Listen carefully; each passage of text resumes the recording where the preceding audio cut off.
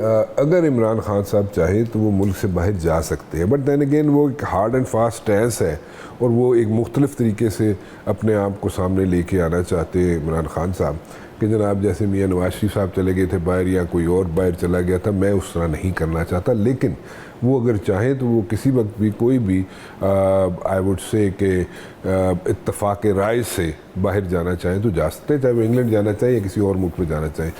آپ کے خیال میں کتنے چانسز ہیں کہ ایسا ہو سکتا ہے؟ دیکھیں رانا صاحب خان صاحب کو اریسٹ ہونے سے پہلے بھی یہ والی آپشن اویلیبل تھی کسی وقت بھی جی, اور کافی سارے جو پارٹی کے اندر سے بھی لوگ جو خان صاحب کی زندگی کے بارے میں بہت کنسرن ہے یا ان کے سروائیول کے بارے میں کنسرن ہے, وہ بھی اس طرح کی سجیشنز ان کو دیتے رہے.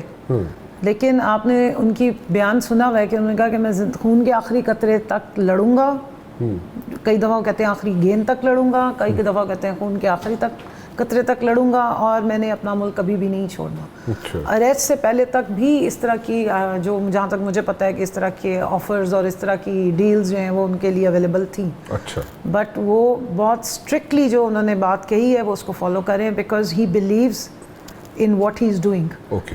ہی از ناٹ ڈوئنگ پالیٹکس جو عرف عام میں مطلب کہ جی سیاست میں سب کچھ جائز ہے, وہ اس طرح کی سیاست نہیں کرتے. وہ اس کو جہاد اگر کہتے ہیں تو وہ اس کو بلیو بھی کرتے ہیں. کنوکشن ہے ان کی, کام میں پہلے کنوکشن ہوتی ہے. یہ یاد رکھیں عمران خان کا یہ اصول بھی ہے, یہ اس کی پرسنالٹی ہے. وہ جو چیز ڈیسائیڈ کرتا ہے اس پہ اس کی فل کنوکشن ہوتی ہے, اور اس کے بعد وہ باقی کشتیاں ساری جلا دیتے ہیں. ان کا میں کیونکہ 18 سال سے خان صاحب کا مجھے یہ آنر ہے کہ ان کے ساتھ میں نے ٹریننگ ان کی پرسنالٹی سے سیکھی ہے, انہوں نے ڈائریکٹ ٹریننگ دی ہے. خان صاحب کا ہمیشہ پلان اے ہوتا ہے, and that's the only plan. So there is no plan B or C? There is no plan B and there is no plan C. He only has plan A. اور پیچھے سے وہ کشتیاں جلا دیتے ہیں, and then he sticks to it. اور یہ ان کے اپنے الفاظ ہیں جو ان کے ایڈمائررز ہیں یا ان کو پسند کرتے ہیں ان کے لیے, کہ جو لوگ پلان اے کے بعد پلان بی اور سی بناتے ہیں, اس کا مطلب ہے کہ ان کا پلان اے کے لیے نہ ایفرٹ کرنے کا ارادہ ہوتا ہے نہ کنوکشن ہوتی ہے. اسی لیے آپ ان کی پوری زندگی دیکھ لیں, انہوں نے جو چیز کی ٹھان لی ہے نا وہ پھر انہوں نے کر کے چھوڑی ہے. چاہے ان کا وہ بالنگ سٹائل تھا, ان کو لوگوں نے کہا آپ نہیں چل سکتے, ان کو کرکٹ سے انہوں نے فارغ کر دیا تھا کہ آپ you are not made for cricket.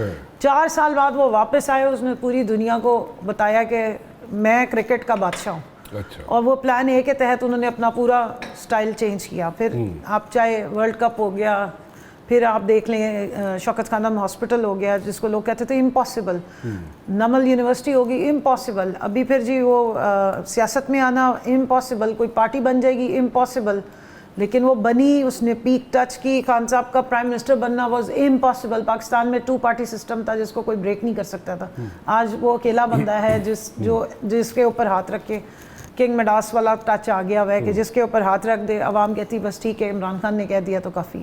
اس کے پیچھے ایک بہت بڑی اسٹرگل ہے. سو جو انہوں نے ڈیسائیڈ کیا ہوا ہے نا, اڈیالہ سے نکلنا ان کے لیے کوئی مشکل کام نہیں ہے. میں نہیں کہہ رہی, رانا ثناء اللہ صاحب فرماتے ہیں کہ آج عمران خان ڈائلاگ کی ٹیبل پہ آ جائے تو یہ کیسز تو ختم ہو جائیں گے.